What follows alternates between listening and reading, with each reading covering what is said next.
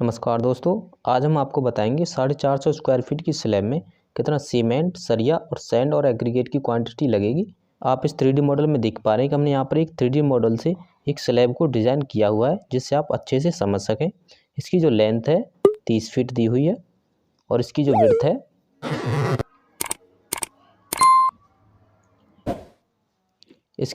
है यहाँ पर 15 फीट ली हुई है और इसकी जो थिकनेस है हमने यहाँ पर 5 इंच लिया हुआ है, यानी कि 0.416 फीट यहाँ पर इसकी थिकनेस है।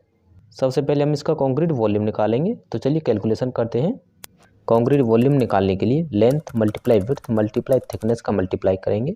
30 feet multiply 15 feet multiply 0.416 equal to 187.2 weight volume निकला। अब हम इसे ड्राई वॉल्यूम में कन्वर्ट करेंगे। ड्राई वॉल्यूम में कन्वर्ट करने का जो फॉर्मूला है वो वेट वॉल्यूम मल्टीप्लाई 1.54 का मल्टीप्लाई करना होगा। 187.2 मल्टीप्लाई 1.54 इक्वल टू 288.288 यहाँ पर ड्राई वॉल्यूम निकला। अब हमें कंक्रीट रेशियो पता करना होगा। हम यहाँ पर M20 ग्रेड ले रहे हैं जिसमें 1 पार्ट सीमेंट, 1.5 पार्ट होगा हमारा सैंड और 3 पार्ट होगा हमारा एग्रीगेट। अब हमें सम रेशियो निकालना होगा, यानी कि जो हमने रेशियो बताया है सीमेंट सैंड एग्रीगेट का, इसे जोड़ना होगा। 1 + 1.5 + 3 इक्वल टू 5.5। अब हम सीमेंट की क्वांटिटी निकालेंगे। सीमेंट की क्वांटिटी निकालने का जो फॉर्मूला होता है वो dry volume multiply part of cement divide करेंगे सम ऑफ रेशियो से। हमारा जो ड्राई वॉल्यूम निकला था 288.288 निकला था, जिससे मल्टीप्लाई करेंगे पार्ट ऑफ सीमेंट से जो कि 1 भाग था, डिवाइड करेंगे सम ऑफ रेशियो से, यानी कि जो सम रेशियो था हमारा 5.5 था, इससे हमने इसे डिवाइड किया है, जिससे हमारा 52.416 क्यूबिक फीट सीमेंट की क्वांटिटी निकली। अब इस सीमेंट को बैग में कन्वर्ट करेंगे, क्योंकि मार्केट से हमें बैग में ही सीमेंट मिलता है। बैग में कन्वर्ट करने का जो फॉर्मूला है quantity of cement multiply density of cement in 1 cubic feet divide करेंगे वेट ऑफ 1 बैग सीमेंट से। सीमेंट की जो क्वांटिटी निकली थी हमारी 52.416 फीट निकली थी, मल्टीप्लाई करेंगे डेंसिटी से जो कि 1 क्यूबिक फीट की होगी 40.78 डिवाइड करेंगे 50 kg से इक्वल टू 42.75 बैग हमारे यहाँ पर निकले हैं। अब हम सैंड की क्वांटिटी निकालेंगे।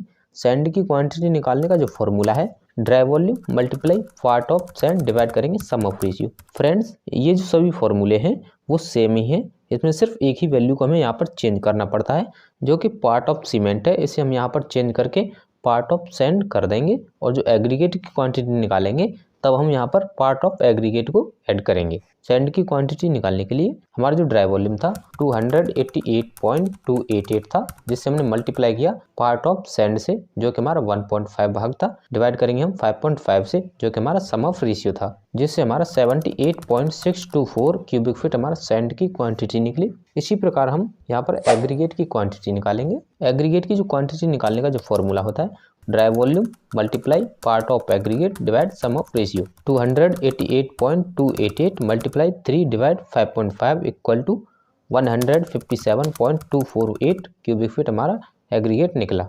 अब हम यहाँ पर स्टील की क्वांटिटी निकालेंगे, यानी कि जो सरिया लगेगा उसकी क्वांटिटी निकालेंगे, जो यहाँ पर थंब रूल के हिसाब से निकाला है, जिसका ये फॉर्मूला है।